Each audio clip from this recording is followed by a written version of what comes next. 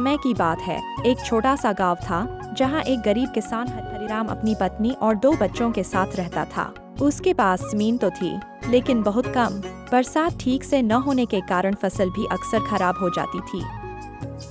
फिर भी हरिराम कभी ईमानदारी और मेहनत से पीछे नहीं हटा। सुबह सूरज निकलने से पहले वह अपने खेतों में चला जाता और देर शाम तक काम करता। उसकी पत्नी घर का काम संभालती थी।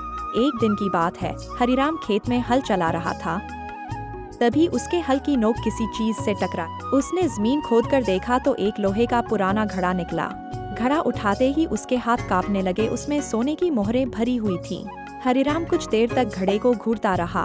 उसके मन में बहुत सारे ख्याल आने लगे। अगर ये पैसा मेरे पास रहे तो मैं अपने बच्चों को अच्छे स्कूल में पढ़ा सकता हूँ, नया घर बना सकता हूँ और खेत में मोटर लगवा सकता हूँ। लेकिन अगले ही पल उसकी अंतरात्मा ने उसे टोक दिया। ये धन तेरा नहीं है, ये किसी और का होगा। किसी ने जमीन में छुपा दिया होगा। उसने मोहरों से भरा घड़ा उठाया और गांव के सरपंच के पास जाकर सारी बात बता दी। गांव के लोग हैरान रह गए हरिराम की ईमानदारी देखकर। कुछ ने कहा, आज के जमाने में ऐसा कौन करता है। लेकिन हरिराम की ईमानदारी देखकर सरपंच ने उसे इनाम देने का फैसला किया। हरिराम को 1 लाख रुपए का नकद इनाम मिला और साथ ही सरकारी मदद से उसकी जमीन पर एक नया कुआं और बोरवेल लगवाया गया।